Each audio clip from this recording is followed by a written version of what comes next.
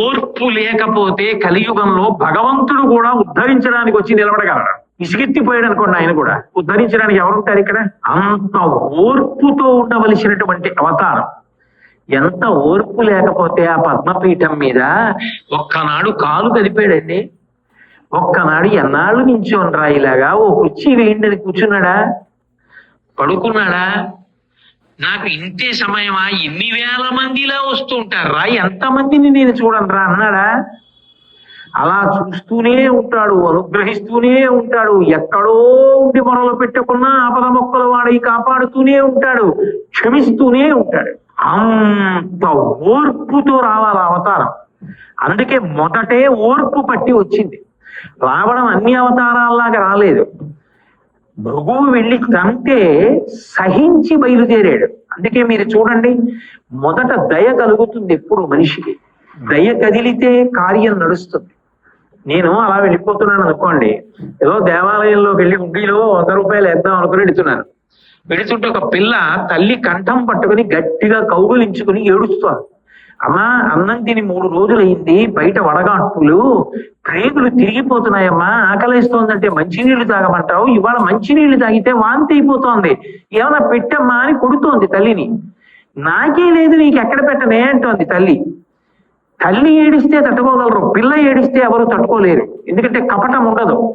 అందుకే శంకరాచార్యులు వారంతటి వారు కనకధార చేస్తే పక్షి ఏడుస్తోంది అనలేదు, పక్షి పిల్ల ఏడుస్తోంది అన్నారు. విహంగ శిశం విషణ్ణే దుష్కర్మ ఘర్మమనీయ చిరాయ దూరం నారాయణ ప్రణయని నైలాంబువాహ అన్నారు. వెంటనే 100 రూపాయలు గుడ్డీలో సాయంకాలం ఇయ్యచ్చు. గబగబా పక్కనున్న దుకాణంలోకి వెళ్ళి ఓ 2 రొట్లు కొని, 2 మంచినీళ్ళ సీసాలు కొని, ఓ 2 పళ్ళు కొని తీసుకొచ్చి ముందు చెట్టు కింద కూర్చొని నువ్వు తిని పిల్లకి పెట్టవమ్మా అని ముందు ఆ తల్లికి పిల్లకి ఇచ్చి పెడతానా వెళ్ళనా? నా దయ కలిగింది, నా దయ కదిలింది. అసలు ఆ పరిస్థితిని చూడగానే అబ్బా బాబోయ్ ఇంత దారుణంగా ఉన్నారే అని దయ కదిలితే అక్కడకు రావాలి అని నాలో ఉన్నటువంటి ఒక క్రియ కదిలింది. ఒక పని చేశాను.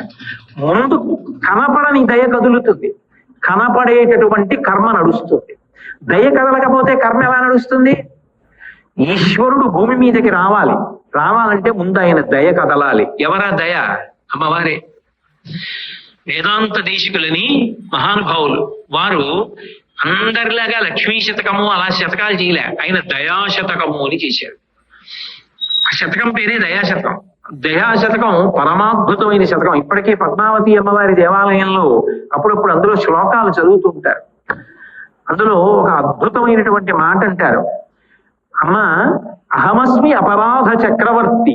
నేనెవరో తెలుసా? నేను చక్రవర్తినమ్మా. దేనికి? అపరాధములు చెయ్యడంలో నా అంత చక్రవర్తి లేడు. చక్రవర్తి అంటే విశేషమైనటువంటి ఐశ్వర్యం ఉంటుంది. నా దగ్గరే ఉందో తెలుసా? విశేష సంఖ్యలో చేసిన పాపాలు ఉన్నాయి, అన్ని అపరాధాలు చేశారు. అహమస్మి అపరాధ చక్రవర్తి త్వంచ గుణేన సార్వభౌమి. అమ్మా, నువ్వు సార్వభౌమురాలివి, నీ దగ్గరే ఉంది. మమ్మల్ని క్షమించడానికి కావలసినన్ని మంచి గుణాలు ఉన్నాయి. కాబట్టి నా అపరాధాలని నువ్వు క్షమించు తల్లి. కరుణే ఓ దయామూర్తి. అమ్మవారిని దయా అని పిలుస్తారు. అందుకే దయ ఎక్కడ ఉంటుంది మనిషికి? ఎవరైనా చెయ్యకూడని పని చేశాడు అనుకోండి, అలా ఓ పసిపిల్ల ఆడుకుంటూ వెడుతోంది, వెళ్ళి ఆ పసిపిల్లని గట్టిగా గిల్లేసి ఏడుస్తుంటే సంతోషపడ్డాడు అనుకోండి, నీకు దయ లేదురా అని ఇలా చెయ్యో తలో చూపించారు. దయ లేదురా నీకు, ఇట్లా ఆడుకుంటున్న పిల్లకి గిల్లి సంతోషపడతావు అంటారు. దయ లేదా అని ఇక్కడ చూపిస్తారు. దయ ఎక్కడ ఉంటుంది? పరమేశ్వరుడికి కూడా గుండెల్లోనే ఉండాలి. అందుకే ఈశానాం జగతోస్య వెంకటపతేర్ విష్ణోహ పరాం ప్రేయసీం తద్వక్షస్థల నిత్యవాసరసికాం తక్షాంతి సంవర్ధినీం పద్మాలంకృత పణిపల్లవయుగాం పద్మాసనస్తాం శ్రియం వాత్సల్యాది గుణోజ్వలాం భగవతీం వందే జగన్మాతరం అంటారు. ఆవిడ రెండిటిని ఏకకాలంలో చేస్తుంటుంది. అందరం అపరాధాలు చేసి పెడుతున్నాం. ఎవరో మహాత్ములు కొంతమంది, మీ వంటి వారు పుణ్యాత్ములు ధర్మాత్ములు భగవంతుడు సంతోషించేటట్టు వెళ్ళవచ్చుగాక, కానీ నా వంటి వారి సంఖ్య ఎక్కువ ఉంటుంది కదా. అధర్మం చేసిన వాడు, ఆర్తితో ఉన్నవాడు ఎక్కువ మంది వెళుతుంటాం.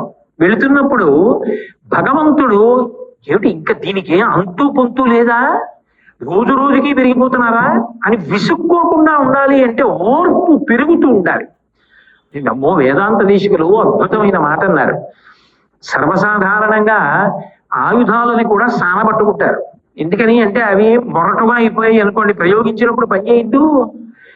అందుకని వాటిని కూడా సానబట్టుకుంటారు. ఏదో ఇంట్లో కత్తులు చాకులు ఇటువంటివి సానబట్టుకున్నట్టు. సానబట్టుకోవడం ఎందుకు అంటే కూరగాయలు అవి తేలిగ్గా దొరుకుకోవడానికి అని నా ఉద్దేశం, అన్య ప్రయోజనాలకని కాదు.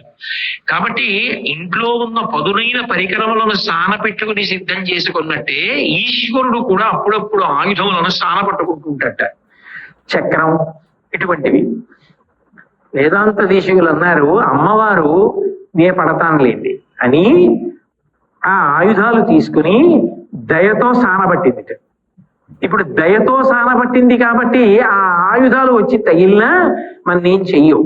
అది తీసి ఆయన ప్రయోగిద్దాం అనుకున్నా ఆయనకి దయ కలుగుతుంది. తక్షాంతి సంవర్ధిని. ఆవిడ ఇక్కడ కూర్చుని ఓర్పు పట్టండి, ఓర్పు పట్టండి, మరి కలియుగం కదా అని అలా చెప్తూనే ఉంటుంది. ఇంటి ఇల్లాలు మంచి మాటలు చెప్తోంది అనుకోండి, పోన్లిద్దరు ఓర్పు పట్టండి మనవాళ్ళు కదా అంటోంది అనుకోండి, ఆయన ఉల్లాసంగా చేస్తాడు. మీకు ఎందుకంటారు ఇవన్నీ అని 10 మాటలు అందనుకోండి, అబ్బో ఇవన్నీ ఎక్కడ పడతానండి అని ఆయన అంటాడు. ఆమె వలన ఆయన పైకి కనపడదు కానీ వెనక ఆవిడ ఉంటుంది. అలా తక్షాంతి సంవర్ధిని, ఆయన ఓర్పుని ఆమె పెంచుతోంది.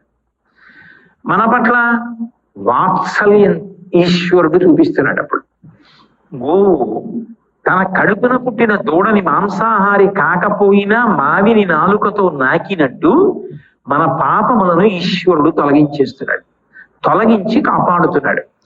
కాపాడడానికి ఆవిడ ముందు కదులుతోంది. కదలడం కూడా ఏదో సామాన్యంగా కదలడం కాదు.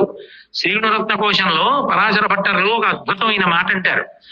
ఐశ్వర్యమక్షరగతిం పరమం పదం వా కస్మై చితంజలి భరం వహతే వితీర్య అస్మైన కించితం కృతం ఇచ్చదాం వా తం లజ్జసే కథయకోయి ద్వార భావ అంటారు. త్రికరణ శుద్ధిగా ఎవరో వెళ్ళి అమ్మవారి దగ్గర ఇలా నమస్కారం పెట్టేట, అంజలి ఘటించాడు. త్రికరణ శుద్ధిగా పెట్టాడు నమస్కారం. నువ్వు ఇంత త్రికరణ శుద్ధిగా నాకు అంజలి ఘటించావు, ఇహలోకమునందు నువ్వు సమస్త భోగములను అనుభవించు ఇస్తుందిట. 3 తరాలు చూడు, దీర్ఘాయుష్మంతుడిని చేస్తుందిట, ఆరోగ్యం ఇస్తుందిట, తేలికగా శరీరం నుంచి విడిపడేటట్టుగా చేస్తుందిట.